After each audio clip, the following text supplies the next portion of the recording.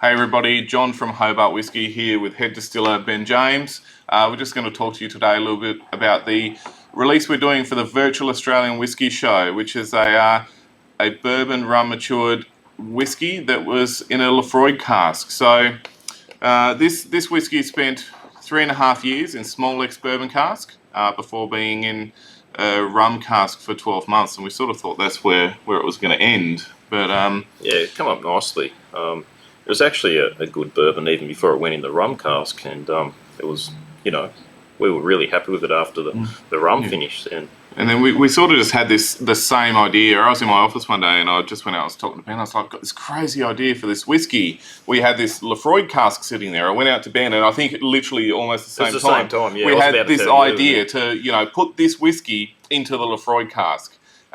So that's what we did. It's our first peated expression that we've ever really put out. We don't do any peated spirit here. We don't do any peated casks really, apart from this. So it's pretty exciting for us. We're really happy with it. Look, we put it into the Laphroiag cask at day one. It was already taking on quite a lot of the peat flavour from one day in a Laphroiag cask. A lot of people know how peaty Laphroiag casks or Laphroiag can be.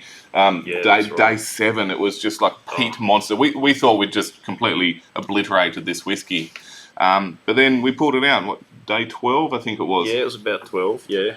And it was just, we had this really, really nice, mellow, balanced peated whiskey. We've got it in front of us. I mean, we can go through a few tasting notes. I mean, I think that's the purpose of this video. So it seemed like if we had gone any longer, we would have probably lost a lot of that rum.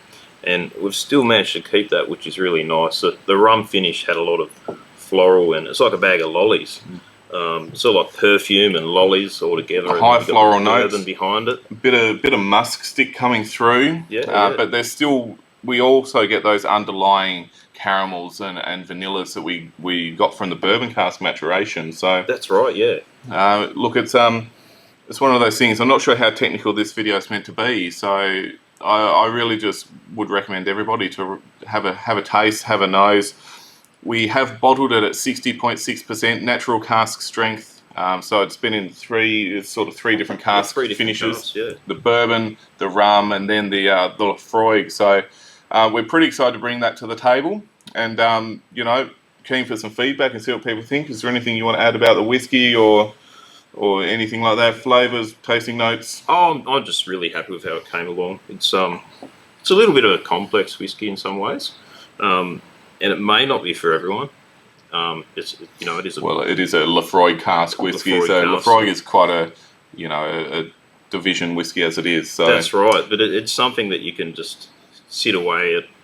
You just every time you go back to it, you find another thing, and just keeps you interested. That's it. So look, thank you for coming to the Virtual Australian Whisky Show. Really looking forward to it.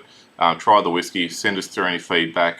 There'll be about, I think, 150 bottles available at the event, so we don't imagine it will last long, but look forward to seeing you on the streams.